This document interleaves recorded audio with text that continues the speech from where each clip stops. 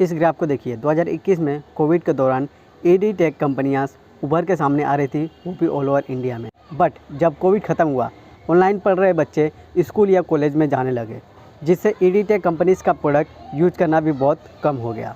2021 में AD tech companies के लिए जो पीरियड था वो गोल्डन पीरियड था। बट जैसे ही कोविड ख़त्म हुआ, वैसे ही वह गोल्डन पीरियड बदल गया संघर्ष में, और आज के समय वही संघर्ष बायजूस फेस कर रहा है। कतार एयरवेज, किया एंड बायजूस, यह तीनों कंपनीज़ फीफा वर्ल्ड कप 2022 के स्पॉन्सर हैं। इनफैक्ट बायजूस एक ऐसी कंपनी है जो इंडियन है, जो बड़े स्पोर्ट इवेंट का स्पॉन्सर है। पर पिछले साल का रेवेन्यू देखें तो बायजूस का रेवेन्यू दूसरे स्पॉन्सर की तुलना में बहुत ही कम है। कतार 10,000 करोड़, किया 40,000 करोड़। अब आप सोचो कि बायजूस का कितना होगा। बायजूस का 2400 ही करोड़ था, वो भी रेवेन्यू।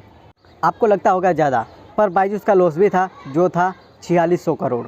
बायजूस का वैल्यूएशन $22 बिलियन है, और इससे साफ दिखता है कि बायजूस इंडिया के लिए कितना महत्वपूर्ण स्टार्टअप है।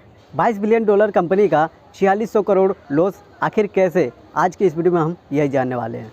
पिछले साल लोग बायजूस को लेकर आशा लगा के रखे थे, क्योंकि बायजूस का IPO होने वाला था, क्योंकि बायजूस एप्पल और फेसबुक की तरह पब्लिक कंपनी बनने जा रही थी।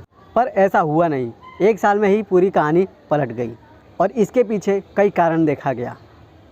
बायजूस का साथ ही साथ लॉस भी देखा गया, और इसी लॉस की वजह से पूरे का पूरा IPO बायजूस का अटक गया। बायजूस के अंडर में काम करने वाली कंपनी, जिसको आप ज़रूर जानते होंगे, जो है whitehatjunior.com, और यह कंपनी बच्चों को कोडिंग सिखाती है, और कोडिंग सिखाने के बाद एप्लीकेशन बनाना सिखाती है।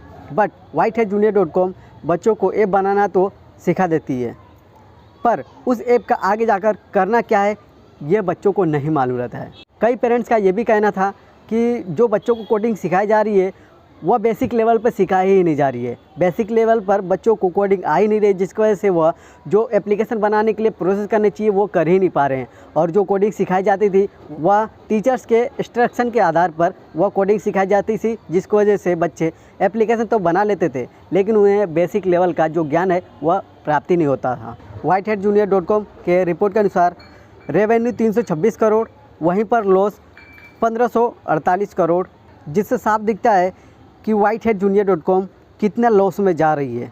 जबकि ये कंपनी बायजूस के अंडर में काम करती है, तो इनडायरेक्टली बायजूस पर असर तो पड़ेगा ही, और साथ ही साथ जो whitehatjunior.com को लॉस हुआ है, वह लॉस बायजूस को भी होना ही है। whitehatjunior के लॉस का कारण यही है कि जो बच्चों के पेरेंट्स हैं, वह अपने बच्चों को whitehatjunior में पढ़ाना चाहते ही नहीं, और जो पहले से पेरेंट्स अपने बच्चों को पढ़ा रहे हैं whitehatjunior में, वो भी अपने बच्चों को निकाल ले रहे हैं, अपना नाम कटवा दे रहे हैं whitehatjunior के लिस्ट से। सो इस कारण से whitehatjunior आगे जाकर दिन पर दिन लॉस में जाते जा रहा है।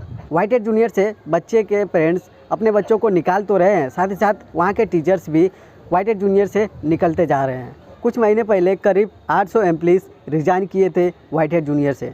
whitehatjunior का लॉस होने का कारण ये भी है कि 1-to-1 क्लासेस, जिससे ज़्यादा बच्चों को अटेंड नहीं किया जा सकता अगर 1-to-1 क्लासेस रहा, एंड कंपनी का एनुअल फीस भी बहुत ही ज़्यादा एक्सपेंसिव होती है, और एक्सपेंसिव होने के कारण जो मिडिल क्लास के पेरेंट्स हैं, वो अपने बच्चों को इस whitehatjunior में अपने बच्चों का एडमिशन नहीं करा पाते, और इस वजह से ज़्यादा एडमिशन भी नहीं हो पाता whitehatjunior में, जिसकी वजह से whitehatjunior ज़्यादा कस्टमर कलेक्ट नहीं कर पाता।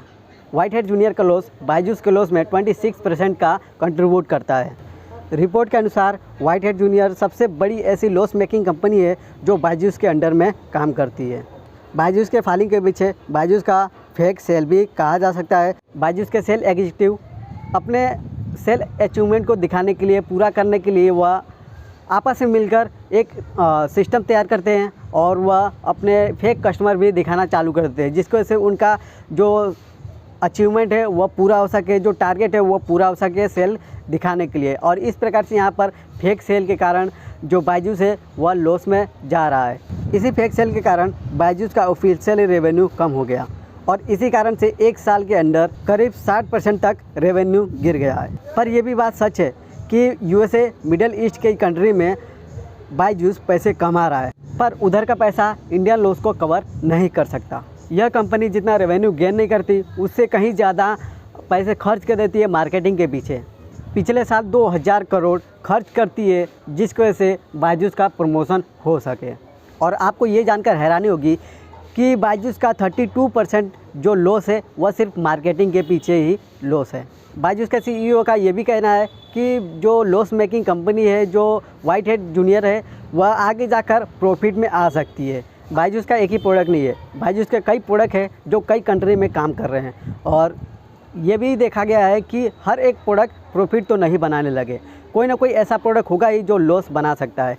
अगर एक प्रोडक्ट लॉस बना रहा है तो बाकी के दूसरे प्रोडक्ट जो हैं वह प्रॉफिट तो बनाएंगे ही। और यही प्रॉफिट देखते हुए आगे जाकर क्या बायजूस का लॉस कवर हो सकता है? आप अपने सुझाव कमेंट बॉक्स में ज़रूर बताना। मिलते हैं किसी नेक्स्ट टॉपिक के साथ। आज को इतना ही। Thanks for watching. बाय। आपका दिन शुभ हो।